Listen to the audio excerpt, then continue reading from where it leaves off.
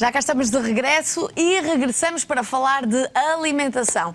Hoje é o Dia Mundial da Alimentação e, portanto, uma ótima oportunidade para falarmos sobre comida, sobre a roda dos alimentos, sobre a alimentação em algumas fases da nossa vida, como a gravidez.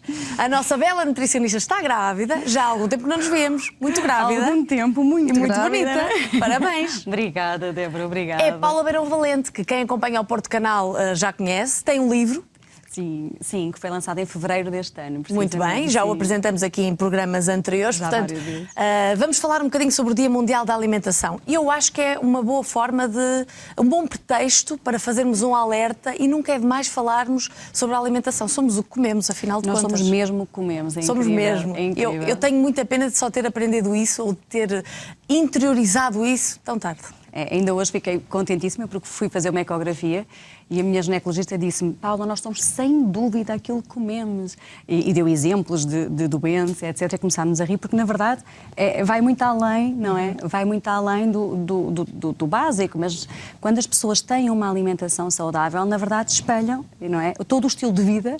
Exatamente. Não é diferente, não é? É pena, como eu estava a dizer, nós às vezes nos apercebemos disso tão tarde, porque eu acho que na adolescência, pelo menos as pessoas que eu frequento, que eu conheço, todos nós fizemos asneiras, muitas asneiras na adolescência. Ainda estes dias vimos notícias sobre a alimentação das cantinas das escolas, erros grosseiros, não é, na alimentação das crianças e, portanto, eu acho que depois tomamos consciência e começamos sim a cuidar de nós. Concordas ou não, Paula? Concordo. É interessante que eu tenho cada vez mais adolescentes nas consultas também. Ótimo, isso é ótimo. Mais hoje do que no passado, não é?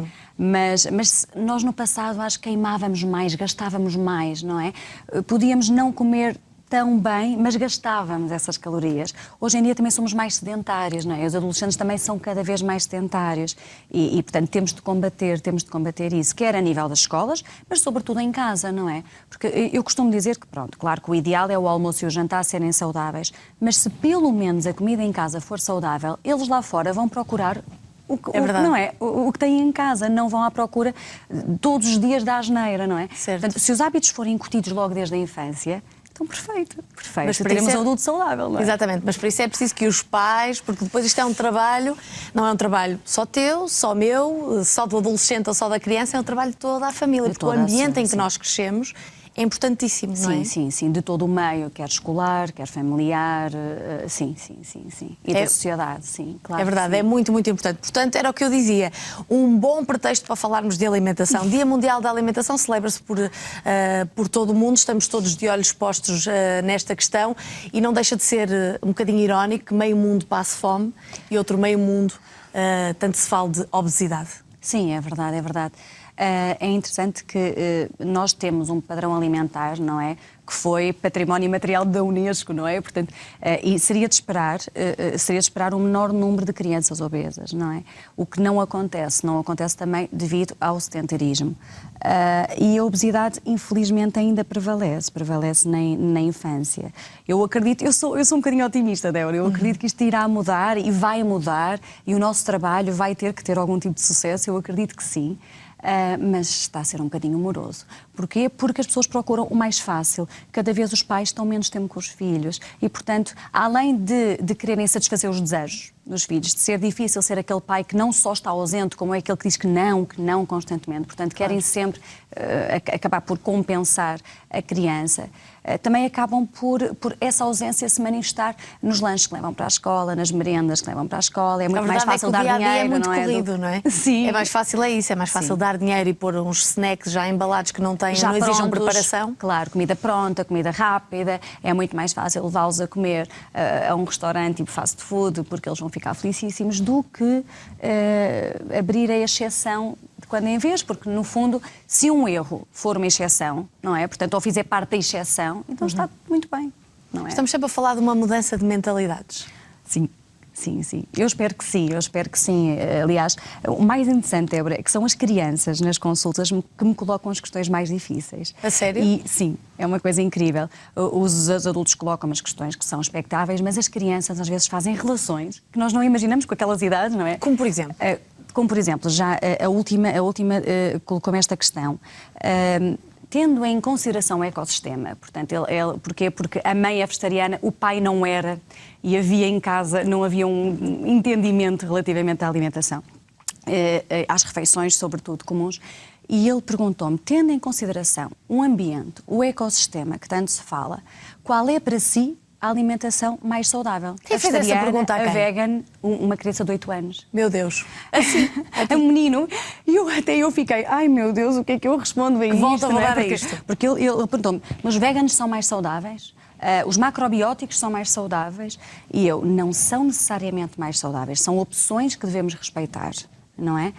Claro que a nível imunitário, mais saudável será aquela pessoa que mais varia na alimentação, não é? Então, esta questão deixou-me e eu disse, olha, deixa-me pensar, vou-te responder no final, mas deixa-me pensar durante a consulta. Eu fui falando, fui fazendo o plano, e no final da consulta a única coisa que eu disse foi, olha, vou-te dar uma opinião pessoal. Tendo em consideração o ecossistema, o meio ambiente, claro, a produção animal em massa, não é? Portanto, a falta de alimentos puros e naturais, hoje em dia, não é? Para mim, o ideal seria, portanto, em 7 dias da semana, o ideal seria, então, 2 vegetarianos, por exemplo, 2 de peixe, 1 de carnes, 1 de ovos e depois outro à escolha, para que a pessoa também sentisse que tinha algum tipo de liberdade. Certo. E eu acredito que logo aí, portanto, ao comermos só 2 vezes por semana peixe ou 1 vez por semana carne, portanto, não haveria necessidade, desta produção animal em massa, de campos com cereais geneticamente modificados para que eles cresçam mais rápido, não é? Portanto, acho que seria um equilíbrio. Equilibraria o mundo, claro, e o ecossistema. E finalmente, os vegetais, portanto, começaríamos a comer muito mais vegetais, não é? Isso era perfeito, isso era o mundo ideal. Miúdo inteligente. Muito inteligente. Fez uma pergunta que vê-se que passou algum tempo a pensar sobre ela. Sim.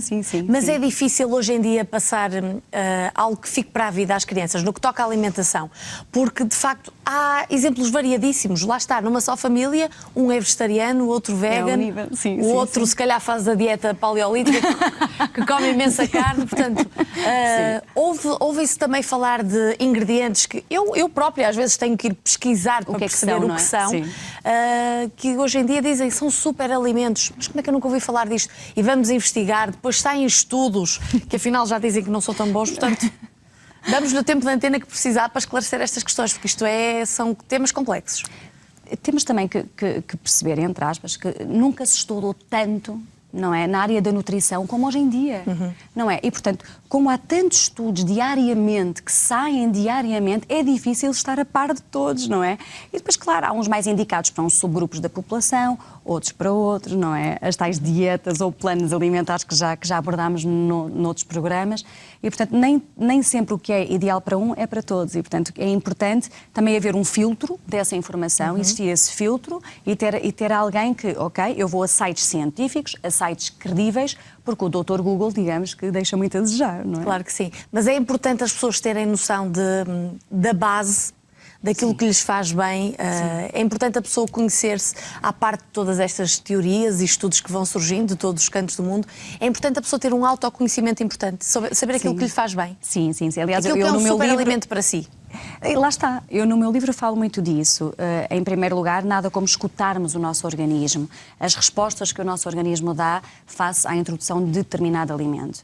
Eu, por exemplo, há alimentos que são considerados superalimentos, embora esse termo cientificamente não exista, mas pronto, com os quais eu não me dou muito bem. Por exemplo, eu sou alérgica a alguns frutos secos, eu adoro frutos secos, ainda por cima. Portanto, mas o meu organismo reage mal à sua ingestão. Tenho pessoas que me dizem, mas eu dou-me tão bem com este alimento, a mim faz-me ir à casa de banho. A mim não, prende-me. Exatamente. Portanto, vai depender de cada um. Mas se nós soubermos ouvir o nosso organismo, nós temos as nossas respostas. Com o dia-a-dia de hoje, com a azáfama do dia-a-dia, é que se torna difícil, não é? Se torna difícil. É verdade. Nós, para além de ouvirmos o nosso organismo, porque somos daqui todos pessoas informadas, fazemos um programa de saúde, fomos também para a rua ouvir a opinião dos portugueses sobre este tema, sobre a alimentação, sobre a roda dos alimentos, sobre a dieta mediterrânica e, portanto, as respostas estão agora aqui. O que é para si uma alimentação saudável? O que é que come? Olha, como imensos legumes, não como quase nada de carne. Uma sopa, por exemplo, faz parte do meu habitué, legumes. Como sempre sopa, como legumes, como carne também, como peixe. Bastante fruta e legumes, sim, mas também muito açúcar, claro. Eu não como muitas carnes vermelhas, como mais carnes de frango, peru, muito à base de fruta e legumes. Sabe o que é uma dieta mediterrânea? Sei, é comer produtos da terra. É muitos legumes, um pouco de nada de carne, algum peixe, vinho e leguminosas, que é uma coisa que as pessoas não comem. É ter muitos legumes, fruta e a parte dos farináceos são mais, à partida, mais saudáveis, não é? Não deveriam ser tão industrializados. Pois é, nossa, acho que eu não tenho muita consciência do que é, mas acho que é praticamente o que o Mediterrâneo deve comer. Sabe qual é o espaço que os hortícolas ocupam na roda dos alimentos? Deve ser para aí, sei lá, 4 quintos, ou seja, é bastante, é bastante. Ocupam muito na roda dos alimentos. Talvez um pouco mais do que a maioria. Deve ocupar mais do que, por exemplo, os hidratos de carbono ou o peixe e a carne e assim. Utiliza ervas aromáticas?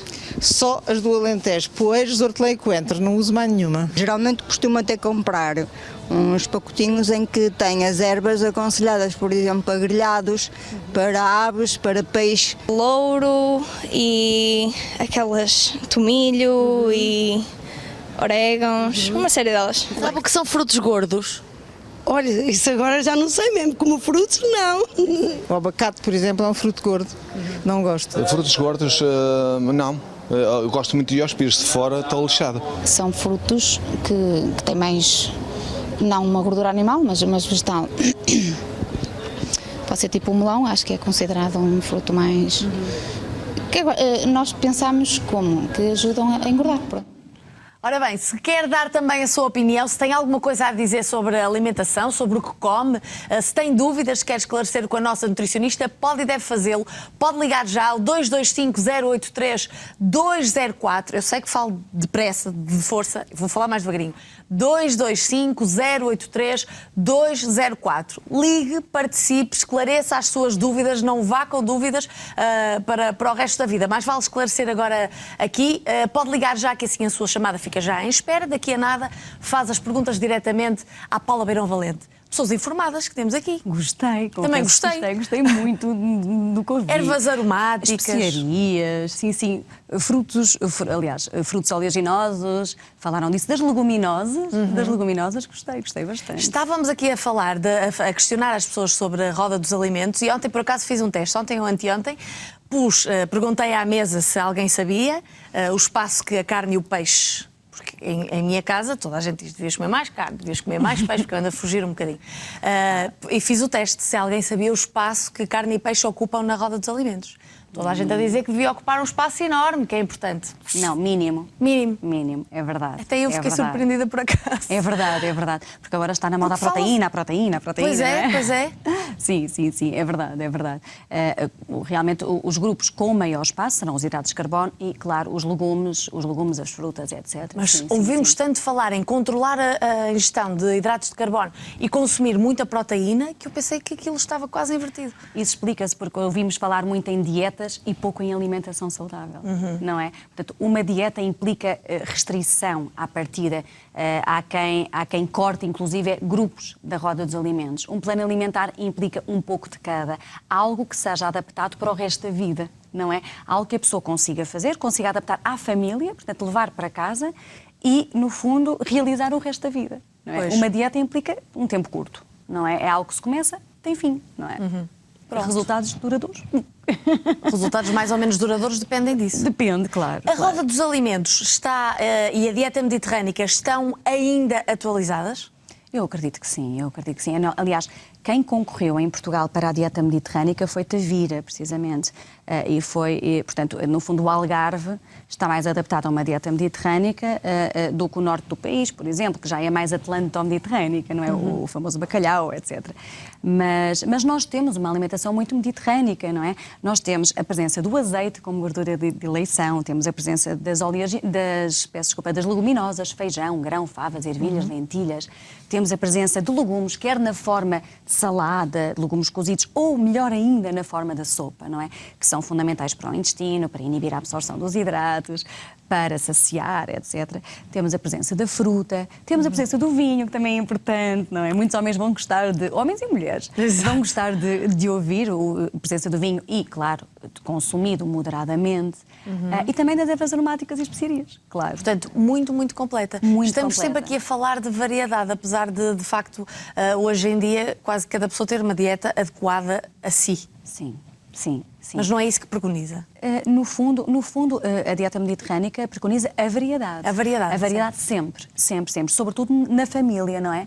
Agora, digamos que uma dieta pode ou não implicar variedade. Muitas são restritivas, infelizmente. Eu acredito nas que são menos restritivas. Portanto, eu acredito na combinação, nós já falámos, não é? Na combinação dos alimentos para a obtenção do objetivo corporal que pretendemos. Certo. E quando falamos de variedade, há algumas pessoas lá em casa que dizem isso é muito bonito, mas eu de facto não posso porque tenho algumas intolerâncias alimentares. Ou dou-se mal com alguns alimentos. Sim. Eu entendo isso, também as tenho, mas no outro dia, por acaso, em conversa com uma pessoa que também tem imensas intolerâncias alimentares, levantamos uma coisa que me parece interessante. Ela que foi a vários nutricionistas, experimentou vários planos, várias dietas, e eu disse, então agora como é que tu fazes? O que é que tu comes? Porque andas tão bem, deixaste de ter problemas intestinais, não é? Que atrapalham muito a vida da pessoa. O que é que tu comes? E ela disse, voltei à base, como de tudo. Isso mesmo, lá está. Pode ser essa a solução, mas é preciso um período de detox, de limpeza disso tudo ou não? Quando há uma intolerância alimentar diagnosticada, o que não é fácil, porque nem sempre é aceito pela comunidade científica, a questão dos testes de intolerância nem sempre são aceitos. Mas quando a pessoa realmente remove o alimento ao qual se acredita ser intolerante e a sintomatologia melhora, então sem dúvida que à partida teria uma intolerância a esse alimento. Claro. O diagnóstico, estamos a falar de um diagnóstico que às vezes pode ser um bocadinho complexo. Dúbio e também muito dúbio. Portanto, alguns testes de sanguíneos são aqueles que ainda são mais ou menos aceitos. O problema é que quando nós suspeitamos de uma intolerância, acabamos por eliminar esses alimentos da alimentação e ficamos mais intolerantes ainda, porque deixamos de produzir as enzimas necessárias para os degradarem. E, portanto, nós ficamos aqui num impasse, não é? Entre a espada e a parede, não é? Portanto, aí é importante nós irmos reduzindo o alimento da alimentação, portanto, evitando ou diminuindo a quantidade ou a presença desse alimento, mas mantê-lo de onde em onde um bocadinho presente, para a pessoa não ficar totalmente, não é? Intolerante. Ok. O que é que as pessoas podem aprender com o seu livro? Para além destas coisas que vamos dizendo aqui, o que é que se pode aprender no teu livro, Paula? No meu livro, espero que consigam aprender a escutar o organismo um pouco mais, a dar importância à sazonalidade no consumo também dos alimentos. Uma coisa importante, vamos falar também já a seguir. Não? Pronto. Também de volume corporal, eu foco muito, portanto, eu sou um bocadinho anti-balança, embora saiba que é, sem dúvida, um objeto complementar diagnóstico, não é?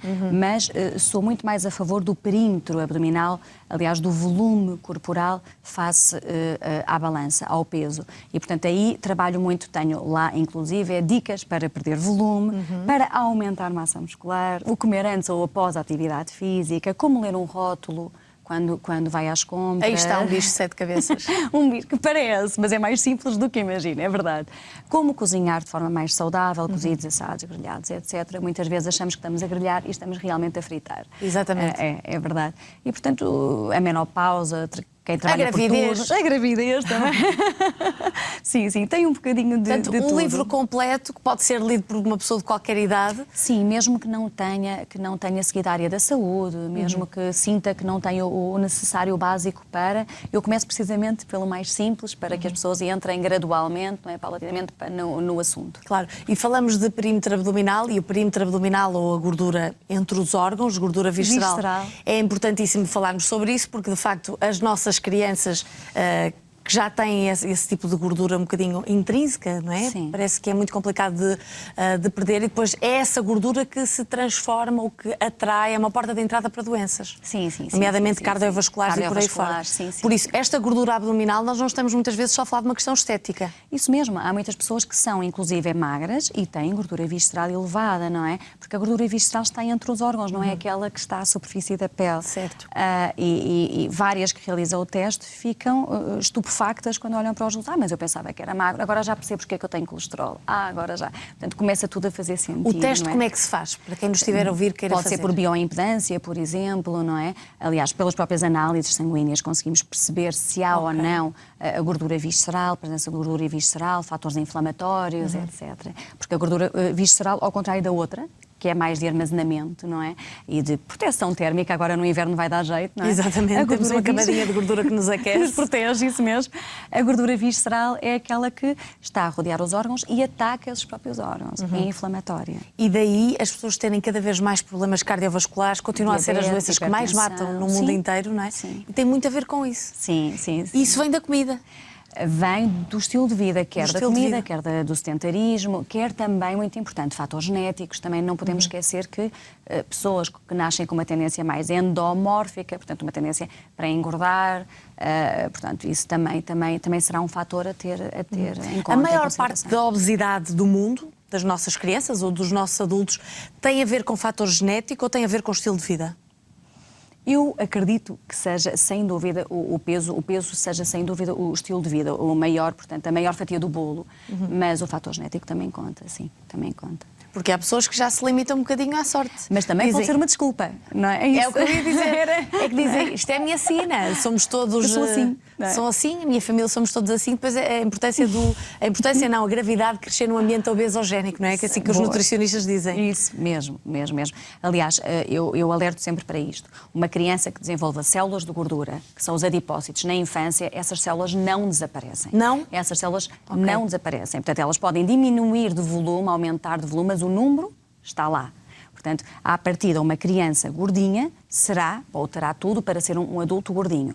E se não for, é porque teve um estilo de vida que contrariou esse efeito e terá que ter sempre para contrariar. É uma luta para sempre. Uma luta que não é necessariamente uma luta, não é? Depois torna-se um hábito. Um hábito, parte do dia-a-dia. Sim. Muito bem, já percebeu que esta conversa dá pano para mangas e certamente eu tenho muitas questões, certamente quem está em casa também terá muitas questões e quer participar. Pode e deve fazê-lo e é agora. 225-083-204. 225-083-204. Participe, anote as suas questões se for preciso. Pode fazer várias questões, várias perguntas, aliás, porque a nossa nutricionista Paula Beirão Valente vai ficar connosco até ao finalzinho do programa.